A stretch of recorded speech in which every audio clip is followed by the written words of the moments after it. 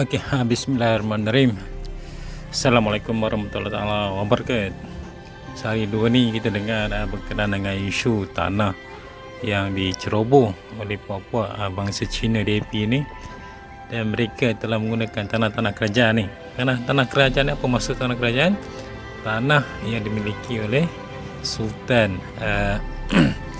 dimiliki oleh Sultan, kalau di Pahang, di Sultan Pahang lah. So di bawah kerajaan Sultan Pahang, mereka telah menceroboh tanah-tanah ni untuk kepentingan mereka sendiri. Ini satu perkara yang cukup menjijikkan, kerana bangsa Cina ni dia tak ada halal haram dalam kamus mereka, sebab agama mereka pun tak ada masalah curi-curi tanah ni kan. Sebab apa, kalau kita tengok pada dua kaum terbesar di Malaysia ni, Cina dan juga India.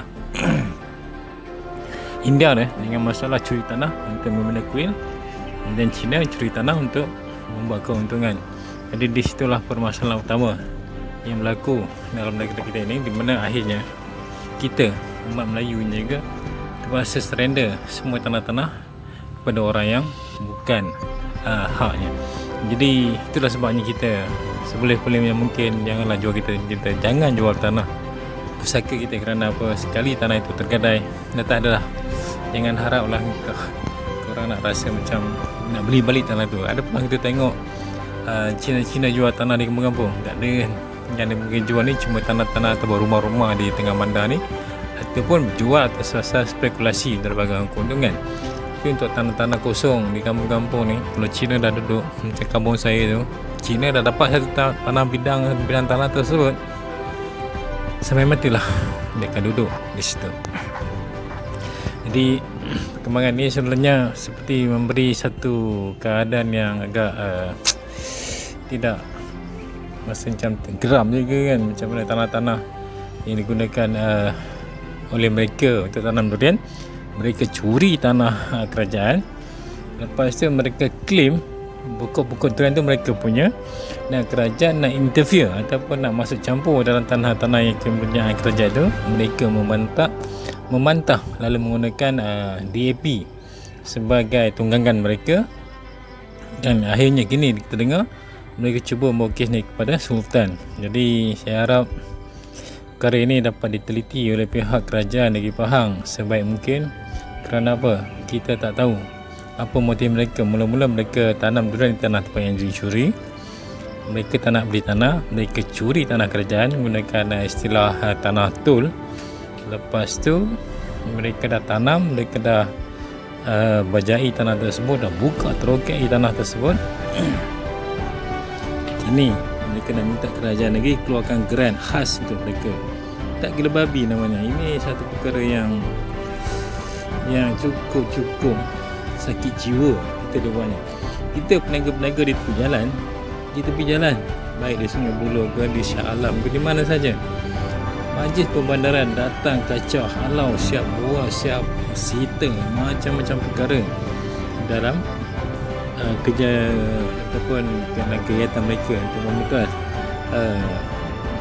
yang peniaga di perjalanan ni.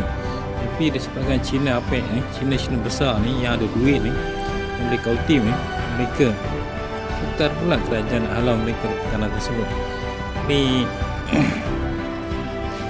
buatkan kita rasa macam pemerintah orang kita, tapi tidak menguntungkan bangsa kita, tapi hanya menguntungkan bangsa pendatang. Mereka ada duit, mereka cuba untuk memberi sogokan pada pegawai kerajaan kita, yang akhirnya menyebabkan kita kerugian, baik dari segi kerugian harta benda dan juga kerugian dari segi bentuk kewangan dan juga masa depan anak. Dan terbaru ni kita dengar cerita pula berkenaan dengan sekolah manakala nak ditubuhkan lagi 10 jenis sekolah di serata Malaysia. Aku tak faham lah. Dan kita elok-elok fikirkan dalam Perikatan Nasional tu, parti MC ada 2 kursi je. 2 kursi je yang ada. Tapi kenapa 2 kursi ni menyebabkan mereka boleh tuntut 10 jenis sekolah. Jadi ini menampakkan bahawa MCA dan juga DAP, mereka ni kalau dicampur 2 kursi tu, mereka jadi besar. Maksudnya dia orang berbalah tu hanya berbalahan dalam bentuk teknikal, tapi dari segi semangatnya mereka ada 50 kursi. Maksudnya MCA 2 campur dengan DAP 48 jadi 50 kursi. dengan 50 kursi bangsa DAP ni, mereka nak tuntut lagi 10 buah sekolah rendah jenis kebangsaan Cina di seluruh negara. Jadi apa perlu kita lakukan pada masa ni? Jadi antara perkara yang boleh kita lakukan dari segi rakyat ni, buat kerajaan dah dia orang bermain dengan politik, nak menjaga kepentingan politik, kita paksa gadaikan prinsip ataupun perjuangan pahlawan kita yang terdahulu. Antara kita melakukan adalah kita register anak ramai-ramai masuk sekolah Cina, kan? Contohnya bila dah ramai-ramai masuk ke Cina, jadi Cina-Cina dalam sekolah itu pun akhirnya jadi minoriti dan akhirnya mereka akan belajar bahasa Melayu sepenuhnya, kan?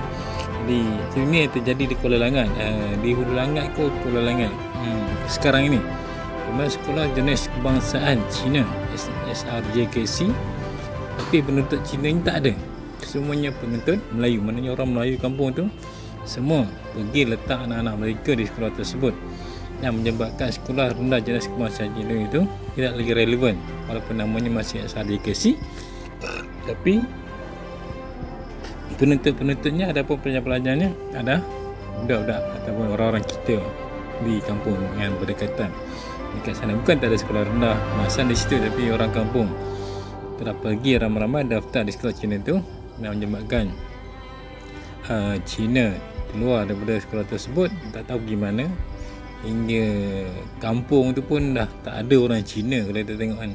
Jadi kita kena fikir, kita kena buat strategi macam tu lah sekarang ni, kan. Ini harapan kerajaan, mereka jual beli kertas undi, kan, di atas parlimen sana. Jadi kita pun nak lawan pun kita siapa lah, kan. Cara yang kita boleh buat adalah masuk je lah sekolah dari kebangsaan je, kan. Dan kita jadikan majoriti pelajar-pelajar kita di situ. Kita apa? kita kuasai sekolah-sekolah yang vernacular ni, sekolah-sekolah rasis ni. Sekolah Tamil ni dikurang sikit kita isukan, sebab apa? Dia ni kecil saja. Dan kebanyakan sekolah Tamil ni pun akhirnya mereka masuk sekolah kebangsaan, sekolah menengah, mereka masuk sekolah menengah kebangsaan ni. Tapi Cina ni daripada sekolah rendah sudah berbeza masuk ke sekolah menengah, lepas tu mereka sambung lagi pengasingan tu hingga ke universiti. Kalau kita tengok universiti seperti Universiti Utah, kalau kita tengok pada universiti yang biasa seperti Sunway College, ataupun kita tengok dari Inti College, semua universiti tersebut adalah mesti yang kuasai orang-orang kaya daripada kalangan mereka. Dan orang-orang kita yang belajar di situ pun, mereka je bukan je bercampur pun. Sebab apa tak bercampur? Sebab apa daripada kecil mereka daripada sekolah lain jenis kebangsaan Cina masuk universiti, sekolah menengah pun sekolah kebangsaan, sekolah menengah sama mereka. Lepas tu mereka masuk universiti, mereka campur dengan kawan-kawan mereka. Jadi bangsa kita ni adalah bangsa yang sentiasa dipinggir oleh bangsa Cina ni. Kerana apa? Mereka tidak lagi memandang kita sebagai bangsa yang mereka geruni, tapi mereka gunakan masa kita untuk menindas kita di tanah bumi kita ini sendiri. So itulah sedikit perkongsian saya hari ini. Kerana apa? Kerana geram ni teramat sangat, yang menyebabkan kita sudah tak tahan dengan situasi sekarang. Dan kita harap kerajaan Muafakat Nasional ni, dia Muafakat Nasional ni mengepalai politik negara kepada masa PRU pemimpinan nanti. Dan jangan lagi harap Bersatu ataupun parti-parti kecil ni masuk dan jadi abang besar pula di dalam Muafakat Nasional ni. Kenapa? Bersatu adalah sebuah parti kecil saja, tapi kenapa Muafakat Nasional terpaksa akur dengan keadaan di mana Bersatu menjadi bapa ataupun menjadi abang besar dalam pembakaran tersebut. So pada PAS dan juga UMNO, fikirkan jalan bagaimana untuk pegang negara ini dengan cara kita senang, kita terus ke agenda Melayu dan Islam hingga bumi ini kiamat selemah-lemahnya. So jumpa lagi dalam episode seterusnya. Assalamualaikum warahmatullahi wabarakatuh.